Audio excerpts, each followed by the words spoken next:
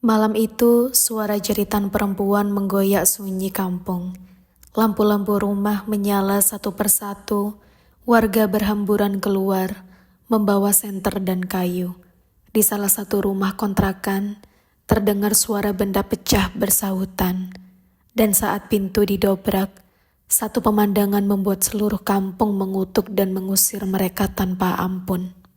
Rani dan suaminya, Wahyu, baru 2 tahun tinggal di kampung Karangjati, sebuah kawasan pinggiran kota yang tenang dan religius. Rumah kontrakan mereka kecil, tapi cukup nyaman untuk kehidupan sederhana mereka. Rani dikenal sebagai istri yang ramah, santun, dan selalu aktif dalam kegiatan PKK. Tapi sejak Wahyu bekerja di luar kota dan hanya pulang seminggu sekali, wajah cara Rani mulai sering murung. Suatu hari, kampung kedatangan penghuni baru.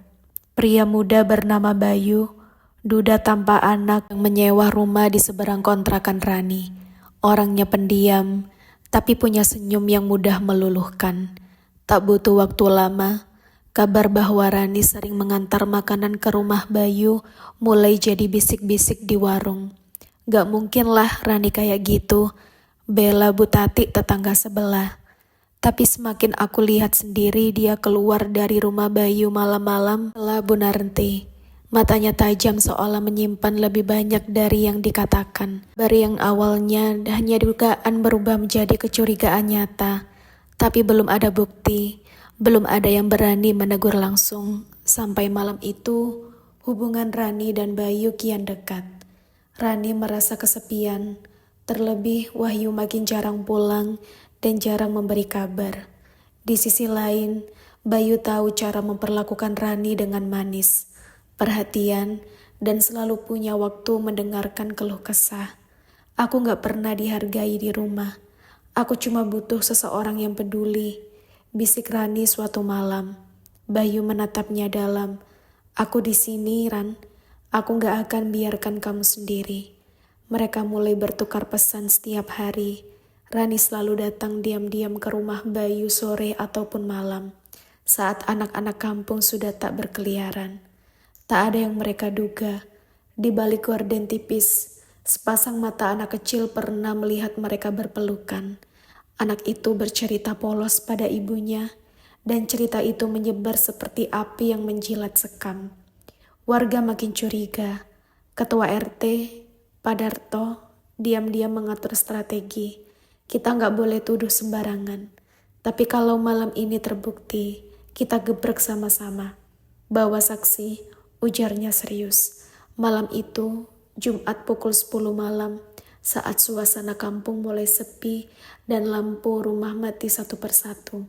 Sekelompok warga diam-diam berkumpul. Ada yang bawa HP untuk merekam, ada yang bawa kayu jika terjadi hal-hal yang tak diinginkan.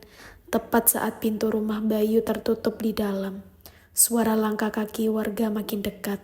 Pak RT memberi aba-aba. Duar! Pintu didobrak. Jeritan Rani menggema. Ia hanya mengenakan daster tipis. Wajahnya pucat. Bayu telanjang dada, berdiri kaku seperti patung.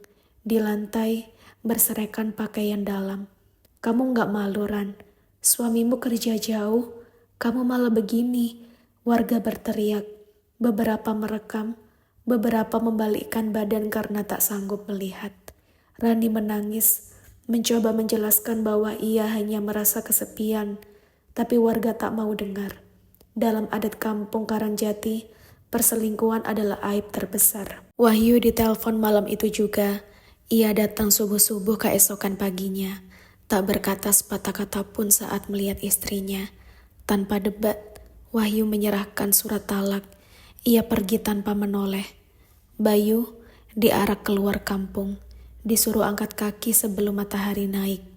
Rani diberi waktu 2 hari untuk angkat kaki dari kontrakan demi keamanan dan ketenangan kampung. 2 hari itu batas waktu yang diberikan warga pada Rani untuk mengemasi hidup yang hancur dan pergi dari tanah tempat ia sempat menaruh harapan.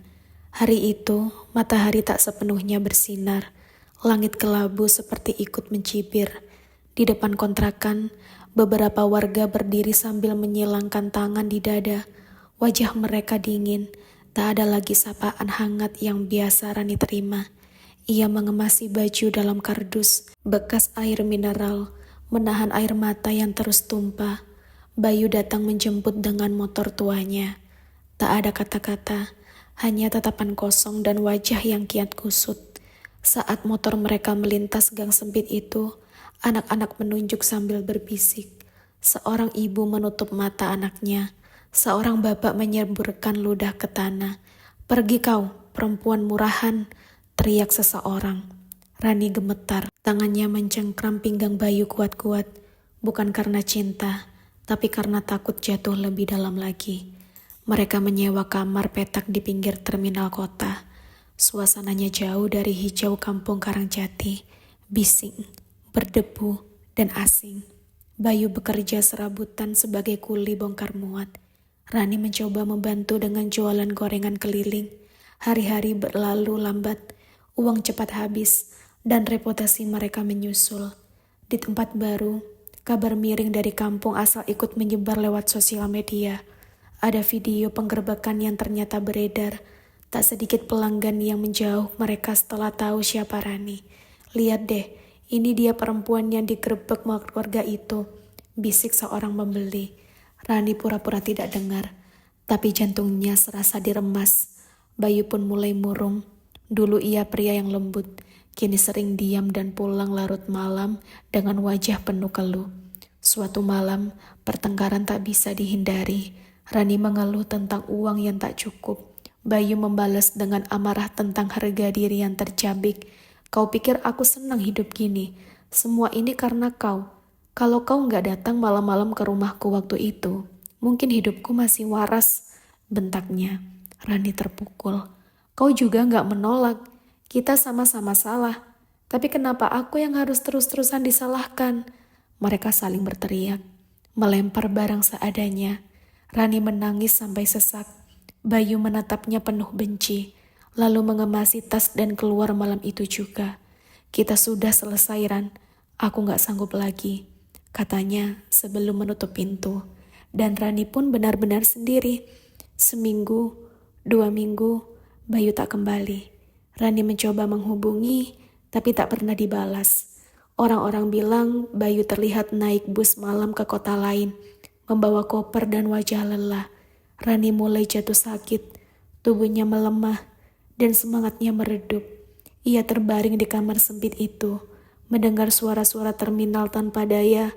Tak ada yang menemaninya, tak ada yang peduli. Pernah suatu malam ia menggigau, menyebut nama Wahyu. Ia bermimpi suaminya datang dan memeluknya. Tapi ketika membuka mata, yang ia ketahui hanya dinding kusam dan nyamuk yang lapar. Tak punya pilihan, Rani akhirnya menghubungi ibunya di kampung. Suaranya gemetar, menahan malu yang tak bisa disembunyikan. "Ibu, kalau aku pulang, bolehkah aku tinggal sebentar?" Sang ibu hanya diam lama, lalu berkata lirih, "Pulanglah nak, tapi jangan harap orang akan lupa." Rani naik bus pagi-pagi, membawa satu kas kecil dan selembar hati yang koyak. Ketika turun di depan gang rumah ibunya, beberapa tetangga melirik tajam. Ibunya menyambut di depan pintu, wajah tua dan letih. Mereka berpelukan tanpa kata, tapi tak ada kehangatan seperti dulu. Hanya dingin dan beban yang menggantung di udara.